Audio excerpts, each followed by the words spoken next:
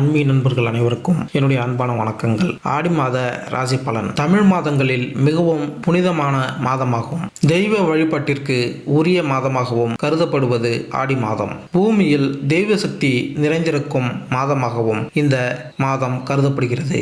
இந்த மாதத்தில் விரதம் இருந்து வழிபடுவது உடல், மனம் மற்றும் வாழ்க்கை ஆகியவற்றிற்கு பலவிதமான நன்மைகள் தரக்கூடியதாகும். அம்மன் வழிபாட்டிற்கு உரிய மாதம் என்பதால் பெரும்பாலான அம்மன் கோயில்களில் ஆடி மாதத்தில் திருவிழா எடுத்து சிறப்பாக கொண்டாடப்படுவது வழக்கம். ஆடியில் விரதம் இருந்தால் வாழ்க்கை செழிக்கும் என்பது மக்களின் நம்பிக்கையாக உள்ளது.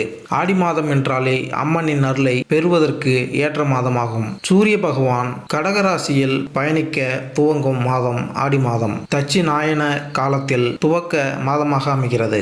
இது பித்ரு லோகத்தில் இருந்து நம்முடைய முன்னோர்கள் நம்மை காண பூமிக்கு வரும் காலமாகும். ஆடி மாதம் பருவமழை துவங்கும் காலம் என்பதால் பலவிதமான நோய்கள் பரவும் காலமாக உள்ளது. அதனால் நோய்களில் இருந்து தீயவற்றில் இருந்தும் மக்களை காக்க வேண்டும் என பெண் சக்தியான அம்மனையும், கருப்புசாமி, மதுரை வீரன், ஐயனார் போன்ற கிராமத்து காவல் தெய்வங்களை வழிபட்டு சிறப்பு பூஜைகள் நடத்தும் காலமாக உள்ளது. சூரிய பகவானின் சஞ்சாரம் அனைத்து ராசிகளுக்கும் மிகப்பெரிய தாக்கத்தை ஏற்படுத்தினாலும் இவருடைய கடகராசி பயணமானது ஒரு சில ராசிகளுக்கு அதிர்ஷ்டத்தை கொடுக்க போகிறது. நவகிரகங்களின் தலைவனான சூரிய பகவான் வழங்கி வருகிறார். இவர் மாதத்திற்கு ஒரு முறை தனது இடத்தை மாற்றக்கூடியவர்.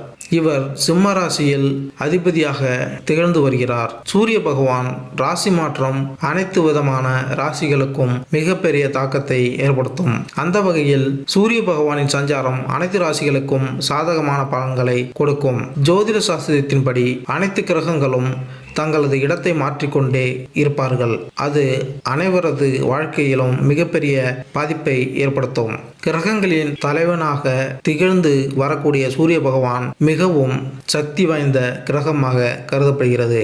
சூரிய பகவான் ஒரு ராசியிலிருந்து மற்றொரு ராசிக்கு செல்லும் பொழுது தமிழ் மாதம் பிறக்கிறது.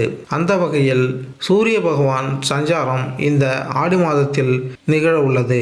வருகின்ற ஜூலை 16ஆம் தேதி அன்று சந்திர பகவான் சொந்தமான ராசிக்கான கடகராசியில் நுழைகிறார். வருகின்ற ஆகஸ்ட் 15 வரை இந்த பயணம் செய்ய உள்ளார். தனுசு ராசி.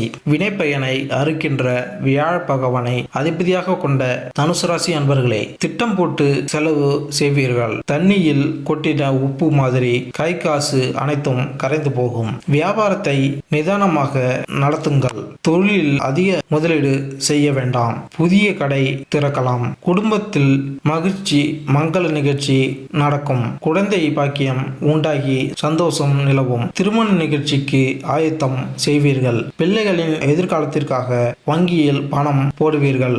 ஏற்கனவே இருந்த வேண்டுதல் நிறைவேற்றுவதற்காக குலதெய்வ கோவிலுக்கு பொங்கல் வைத்து சாமி கும்பிடுவீர்கள். படித்த இளம் தம்பதிகள் கருத்து வேறுபாட்டால் பிரிந்து போக நிலை உருவாகும். பட்டமங்கலம் சென்று தட்சிணாமூர்த்தியை வணங்கி வாருங்கள். தொட்டதெல்லாம் துலங்கும். யாக சஞ்சாரம் செய்தால் உங்கள் வேலையில் அதிர்ஷ்டம் அதிகரிக்கும். தடைப்பட்ட உங்களின் வேலைகள் மீண்டும் தொடங்கி வெற்றியாக முடிவடையும். தனுசு ராசினருக்கு வருமான உயர்வு ஏற்படும். குடும்பத்தில் இருந்த கவலைகள் தீரும். சூரியனின் அருளால் உங்களின் வருமானம் உயரும். சேமிக்க முடியும். வேலை தொடர்பாக புதிய வாய்ப்புகளை பெறுவீர்கள்.